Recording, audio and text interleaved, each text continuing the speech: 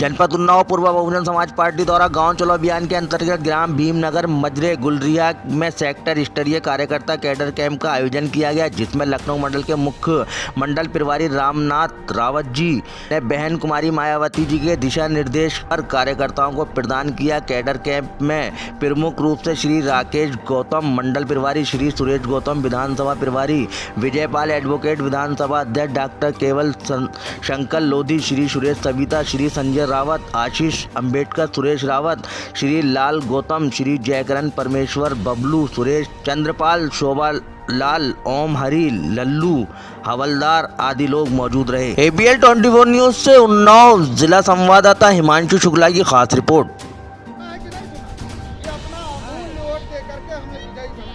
लेकिन जब मूल्य है जिसका कोई मूल्य नहीं है, अरे हम अपना वोट ऐसे दे देंगे, ताली में, फाइली में, एक शीशी दारू में दे देंगे?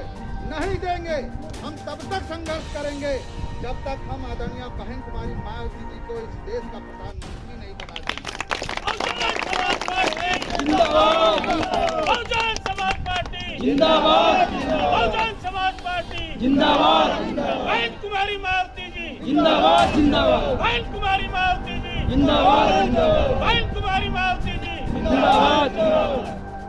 जब तक बाबा साहब के दिए हुए संविधान में जो SC, ST, OBC, माइनॉरिटी, मुस्लिम समाज को जितने अधिकार दिए हैं, जब तक हमको कब मिलेंगे?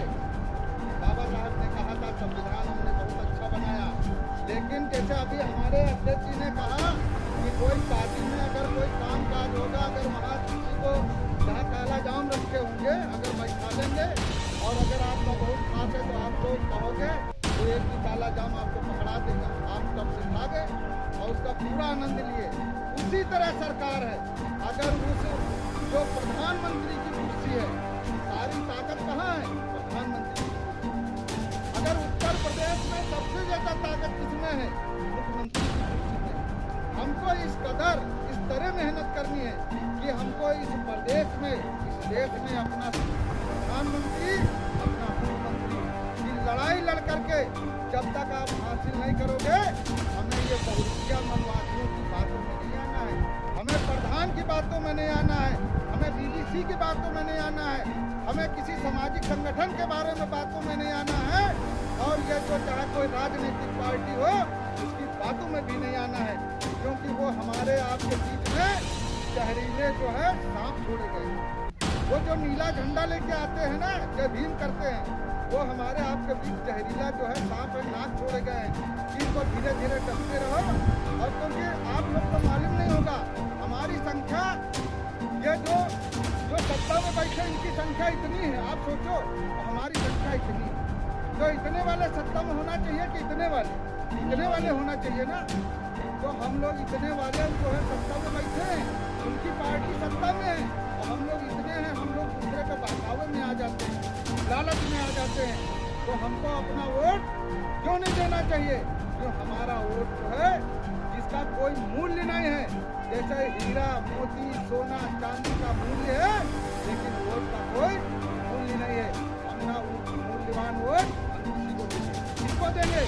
बहुजन समाज पार्टी को। जैसे अभी हमारे अध्यक्ष जी कह रहे थे कि जब जब हमारे मसीहा हुए हैं, चाहे बाबा साहब रहे, छत्रपति साहू जी रहे, ज्योतिबा फुले साहब रहे, जब तक रहे समाज चलता रहा। जब वो नहीं हमारे बीच से चले गए, अपना पूरा जीवन लड़ाई लड़ करके, तो अब लोग वहाँ मोमबत्ती जलाते हैं और दिया जलाते हैं। लेकिन मैं उन लोगों से अभी बताना चाहता हूँ, कहना चाहता हूँ कि अभी सवेरा है। हमारी नेता आज जिंदा देवी हैं, आदरणीय बहन कुमारी मायावती।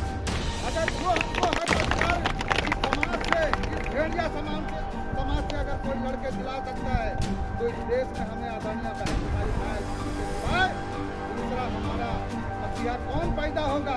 अभी हम जिसके बारे में जानते नहीं, उसके बारे में क्या बात करें?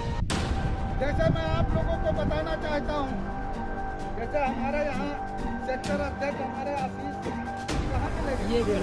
जैसे आशीष मान लो हमारा सेक्टर अध्यक्ष है, ये बहुजन समाज पार्टी का जहाँ इतनी बैठक हुआ है, और हमारा समाज कैसे भ्रमित हुआ, मैं इसके बारे में आपको एक चीजें बताना चाहता हूँ। जैसा मान लो ये सत्ता में बैठी सरकार है, अगर उसके कार्यकर्ता होते, उसके नेता होते, और ये आप लोगों के बीच में आए, हमारा वोट बैंक कहाँ से खिसक गया। आप इसको जरा मैं आपको 5 मिनट बताऊंगा, और आप लोगों को ज़्यादा समय न देते हुए, जैसे हमारे ये विधानसभा अध्यक्ष हैं और आपके बीच में रहते हैं, आपके गाँव और मोहल्ले में रहते हैं, आप लोगों को कहा कि बहुजन समाज पार्टी की बैठक है, आप लोग इतनी भारी संख्या में यहाँ उपस्थित हो गए।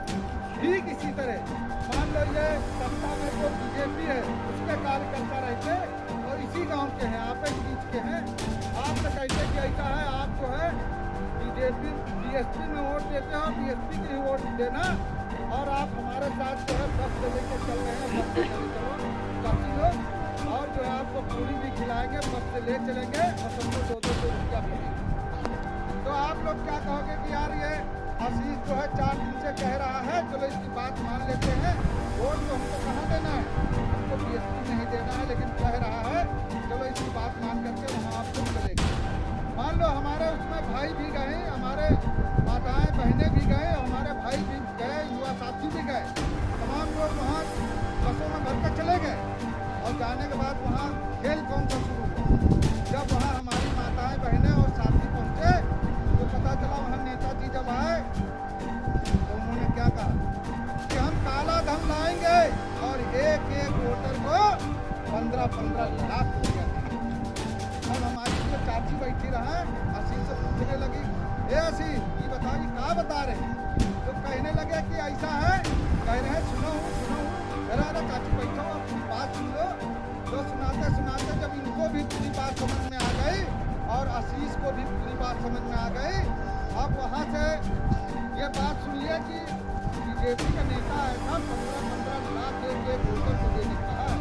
अब चाची को तो वहीं से आग लग गई, चाची को वहीं से आग लग गई। अब इनको ना बैठे चैन, न खाना चैन, न सोने चैन, पता चला कि दूसरी चाची मिले, चाचा मिले, फलाने समाते मिले, सबको बताने लगी कि भैया देखो अब तो हम उनका देंगे, उनका देंगे जो सत्ता में बैठे बीजेपी वाले, क्योंकि वो कह रहे हैं काला धन लाएंगे और एक एक वोटर को 15-15 लाख देंगे। अब ये सुन करके चाची पूरे गांव में है प्रचार करती, मतलब जितने लोग गए थे एक एक वोटर को प्रचार कर दिए, आग की तरह बात फैल गई। लेकिन हुआ क्या किसी को 15 लाख रुपये मिला? नहीं मिला ना।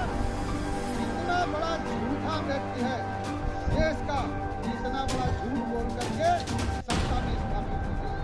और कहा था युवाओं से कि हम 2 करोड़ हर साल नौकरी देंगे, क्या एक लोग को नौकरी नहीं दिया?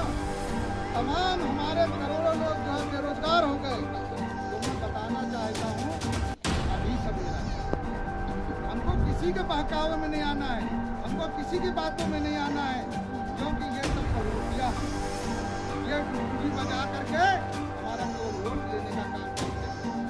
अगर हमें कोई भी सामाजिक, आर्थिक, शैक्षणिक अगर कोई लाभ पहुंचा सकता है तो हमारी नेता आदरणीय बहन कुमारी मायावती के सिवाय हमें कोई नहीं पहुंचा सकता है, क्योंकि वही एकलौती जो दलितों की, चाहे शोषितों की, चाहे वंचितों की, और चाहे ओबीसी हो, चाहे मुस्लिम समाज हो, और चाहे देश का सर्व समाज